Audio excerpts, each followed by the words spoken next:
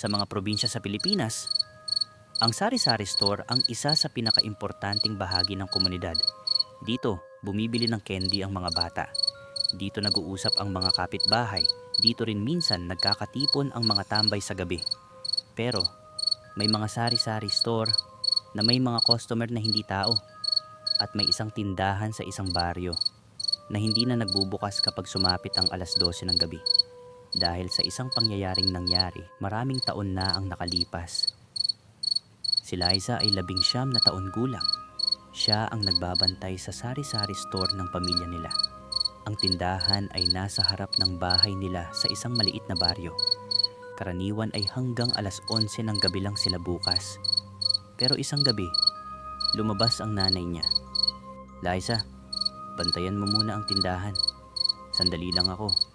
Tahimik ang baryo. May iilang ilaw sa kalsada.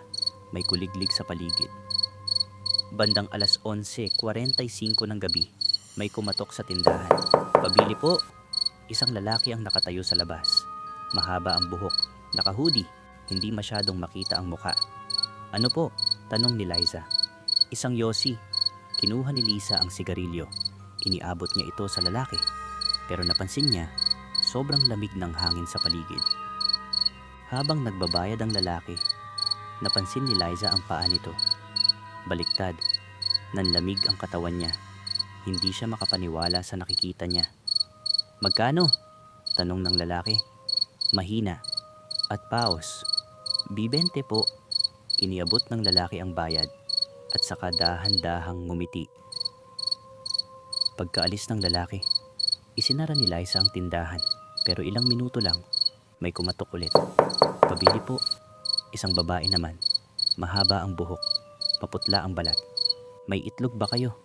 Meron po. Pero habang kumukuha si Liza ng itlog, may napansin siya sa salamin sa likod ng tindahan. Walang refleksyon ng babae. Biglang naalala ni Liza ang kwento ng lolo niya. Noong bata pa siya, sinabi nito, kapag may customer na dumating sa tindahan pagkatapos ng alas 12, huwag mong pagbebentahan. Hindi lahat ng bumibili, tao. Tumingin si Liza sa orasan. Alas 12 ng madaling araw eksakto. Nang ibalik niya ang tingin sa babae, wala na ito. Pero may narinig siyang boses sa labas. Mahina. Marami sila. Pabili po. Pabili. Pabili po. Agad na tumakbo si Liza papasok ng bahay. Isinara niya ang pinto. Pinatay ang ilaw, pero naririnig pa rin niya ang katok. Pabili po. Mas marami na sila. Mas malakas. Kinabukasan, dumating ang nanay niya. Nakaupo si Liza sa sahig. Namumutla. Hindi nakatulog buong gabi. Anong nangyari? Ikinuwento ni Liza ang lahat. Tahimik ang nanay niya. Pagkatapos ay sinabi nito, kaya pala sinabi ng lolo mo at kaya hindi na kami nagbubukas ng tindahan kapag alas 12. Mula noon, ang sari-sari store nila ay nagsasara bago mag alas 12 ng madaling araw. Pero minsan, kapag dumadaan ang mga tao sa kalsada sa gabi, may naririnig sila. Mahinang katok at isang boses na nagsasabing, pabili po. Akala ni Liza tapos na ang lahat matapos ang gabing iyon. Akala niya isang beses lang mangyayari. Pero minsan, kapag may nakakita sa iyo ang mga nilalang sa gabi, hindi ka na nila nakakalimutan. At minsan, bumabalik sila. Lumipas ang ilang araw matapos ang nangyari sa sari-sari store. Pinilit ni Liza na maging normal ulit ang buhay. Tuwing gabi, maaga na nilang sinasarado ang tindahan. Alas 10 ng gabi palang sarado na. Pero isang gabi, may nakalimutan ang nanay niya. Liza, pakibantayan muna ang tindahan. May bibili lang ako sa kapitbahay. Ayaw sana ni Liza. Pero pumayag siya. Tahimik ang baryo. Parehong katahimikan ng gabing iyon. Habang naglilinis si Liza sa loob ng tindahan, may nakita siyang anino sa labas. May nakatayo sa may poste ng ilaw. Hindi gumagalaw. Hindi lumalapit. Hindi rin umaalis. Mga 5 minuto na itong nakatayo. Hanggang sa biglang nawala ang ilaw sa poste. Patay ang street light. At pagkatapos, may narinig siya. Eksaktong katok na narinig niya noong unang gabi. Nanlamig ang katawan ni Liza. Dahan-dahan siyang lumapit sa bintana ng tindahan at doon niya nakita ang parehong lalaki. Yung lalaking bumili ng sigarilyo. Mahaba ang buhok, nakatayo sa dilim. Hindi gumagalaw ang lalaki. Nakatingin lang sa kanya hanggang sa unti-unti itong ngumiti. Pero may napansin si Liza. Hindi lang isa ang lalaki. May 3 anino sa likod nito, 3 pang tao, nakatingin sa tindahan.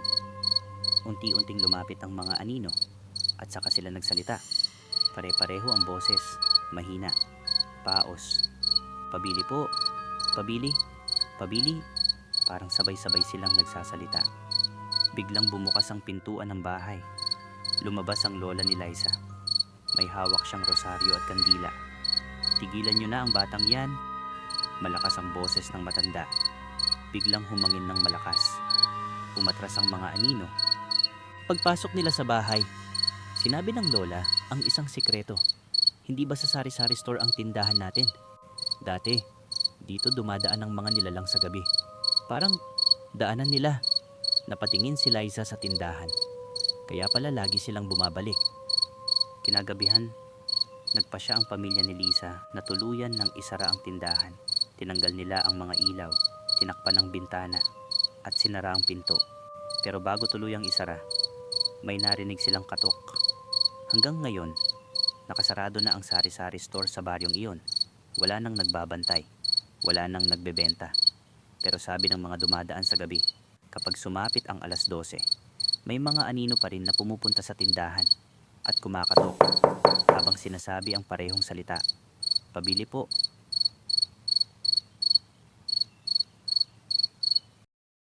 Kung nagustuhan mo ang kwentong ito, huwag kalimutang mag-subscribe sa Takip Silim Stories.